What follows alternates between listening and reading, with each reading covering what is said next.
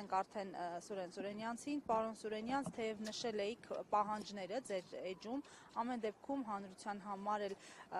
ավելի լայն շերտերի համար ներկայացրեք եւ ակնկալիքները, որովհետեւ նմանատիպ ակցիաներ մենք էլի ենք տեսել այստեղ։ Տեսեք, այսօր ոչ թե զանգվածային ակցիա, պիկետ կամ նման բան կազմակերպելու խնդիր կար, բացարձակապես։ Մենք ինչպես տեսնում ենք մի քանի հոգով ենք, հենց այդպես էլ նախատեսել ենք եւ հրավիրել ենք միայն ԶԼՄ-ներին։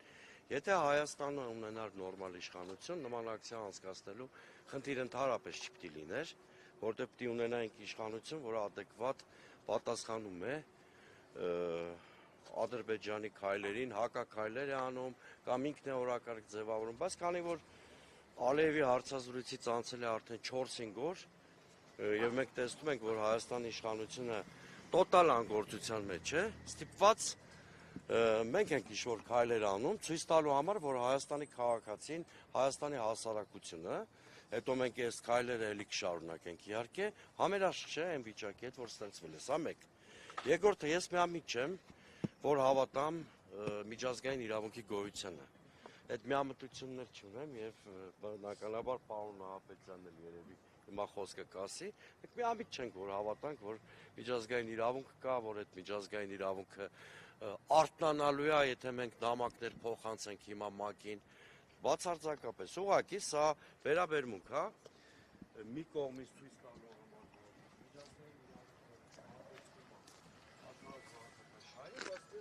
ես կարծում եմ այնուամենայնիվ ցանկացած մարդ, ցանկացած քաղաքացի իր դիրքորոշումը հայտնելով միջազգային բոլոր կառույցներին պիտի ստիպի այս խնդիրներով զբաղվել։ Երրորդը, ես հատուկ ինչ եմ ուզում արձանագրել։ Ալիևի հատկապես Մյունխենում տված հարցազրույցից եւ ունեցած ելույթից հետո ինձ համար ակնհայտ է, որ շատ վտանգավոր մի շրջափուլի մեջ ենք հայտնվել, այսինքն ինչ էր խոսում Ալիևը։ Թողենք այս համանadrությունը փոխելու պահանջը, թողենք այդ մնացած բաները, որ անդադ հնչել է։ Շատ մի հրեշավոր միտք է հայտնել Ալիևը, նա բռնապետական Բաքվի գոյություն չունեցող դատական համակարգը համեմատել է Նյուրնբերգի հետ, մեր ռազմագերիներին համարել է նացիստներից ավելի վտանգավոր մարդիկ, հանցագործներ։ Այդ նշանակում է, որ Հայաստանին էլ վերագրվում է կապիտուլացված Գերմանիայի կարգավիճակ։ Սա շատ լոկալ մի դրվագով ցույց է տալիս, որ Ադրբեջանը հայ-ադրբեջանական հարաբերությունների կարգավորման մոդել որպես պատկերացում է ոչ թե ինչ-որ բալանս, ինչ-որ սիմվոլիկ համաձայնություններ, այլ Հայաստանին կապիտուլյացիայի պահանջի պարտադրում, ամբողջական փաթեթով։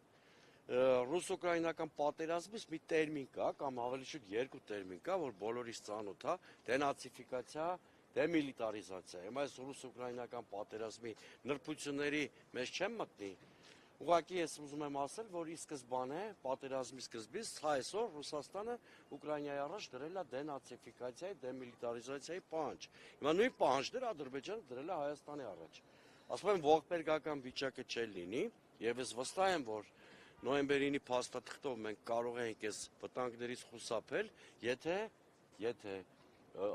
մենք ունենանք նորմալ իշխանություն։ Ես անհրաժեշտություն եմ տեսնում, որ պետք է ստեղծվի ոչ արևմտյան Ադրբեջանին քաղաքացիական հասարակական շարժում, որը կուսակցական հատկանիշներ չի ունենալու, բոլոր են քաղաքացիները, որ ուզում են սեպտեմբերի 21-ի խորհրդին հավատարիմ մնալ եւ ապրել որպես Հայաստանի Հանրապետության քաղաքացի, պետք է միավորվեն այս շարժման մեջ, մենք ոչ պիտի ասենք արևմտյան Ադրբեջանի վտանգավոր հեռանկարին, Բաքվում բանտարկյալների արկայությանը, Հայաստանի Հանրապետության տարածքների օկուպացիային, դենացիֆիկացիայի եւ դեմիլիտարիզացիայի պահանջներին։ Սա է այսօրվա ակցիայի նպատակը, հիմա ես 3 լեզուներով իրենց գրասենյակ կհանձնեմ այդ գրությունը եւ հետամուտ կլինենք, որ ինչ-որ պատասխան տան։ Ես իհարկե պատասխանը ենթադրում եմ ինչա լինելու, բայց ես հետեւողական եմ լինելու, որտեւ եթե մանդատ ունեցող կառույց է եւ աշխարհով մեկ տենց հայտարարում են այդ մանդատի մասին, նաեւ պիտի այդ մանդատի ստանձմանը հետեւի պատասխանատվություն։ Պարոն Սուրենյաց, ասացիք չի պատասխանում իշխանությունը արդեն մի քանի օր է Ալիևի հայտարարություններին, բայց ձեզ ի՞նչն է խանգարում իշխանություններին, ինչու չեն պատասխանում, մտավախությունն են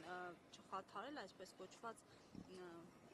խաղաղության միակողմանի գործընթացը։ Մեծ հաշվով իդեալական վասալի կարգավիճակն է պատճառը, որ չեն պատասխանում, վասալները որպես կանոն տերերին չեն պատասխանում։ Այո, բայց ձեր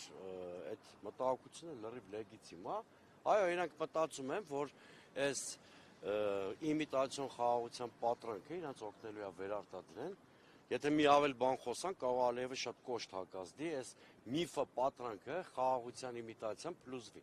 Ինչը կխանգարի իրենց իշխանության վերարտադրության, այ դա է պատճառը, որ լրկվել են խուլ համրի կարգավիճակով, հետևում են Ալիևի հոխորտանքներին։ Պարոն Սուրենյանց, բայց երբ իրենց հարցնում էինք ԿՊԱ-ականներին, իշխանություններին Ալիևի այդ հայտարարությունների մասին, շատ հանգիստ տոնով, օրինակ գերիների մասով ասում էին, որ անպայման վերադառնալու են։ Այսինքն անպայման երբ են վերադառնալու։ Բա լավ ընդունենք, որ Ալեն Սիմոնյանն ու մյուսները ճիշտ են ասում, ու իրենք գերիների հարցով զբաղվում են։ Ինչքան էլ ընդունենք այդ փաստը, ենթադրենք, ասում եմ, անմեղության կանխավարկած է, հիմք ընդունենք, որ այդպես է։ Բայց եթե զբաղվում են գերիների հարցով ու դերևս կան գերիներ, նշանակում է հակամարտության էջը փակված չի, չէ՞, հակամարտության։ Այդ դեպքում ինչ են իրենք ամեն օր 10 անգամ հայտարարում, որ հայ-ադրբեջանական հակամարտության էջը փակված է։ Ուրեմն, երբ որ խաղաղության պայմանագիր կստորագրվի, երբ որ Ադրբեջանը դուրս կգա Հայաստանի օկուպացված տարածքներից, երբ որ գերիները ազատ կարձակվեն, այդ վաղ գուցե խաղաղության մասին ու հակամարտության էջը փակված լինելու մասին հնարավոր լինի խոսալ։ Այս պարագայում իրենց հայտարարությունները իրար հակասում են։ Մի կողմից ասում են կա հակամարտություն, որտեղ գերիների հարցով զբաղվում ենք, մյուս կողմից ասում են հակամարտության էջը փակված է։ Հիմա իրենց հայտարարություններից ո՞րն է ճիշտ։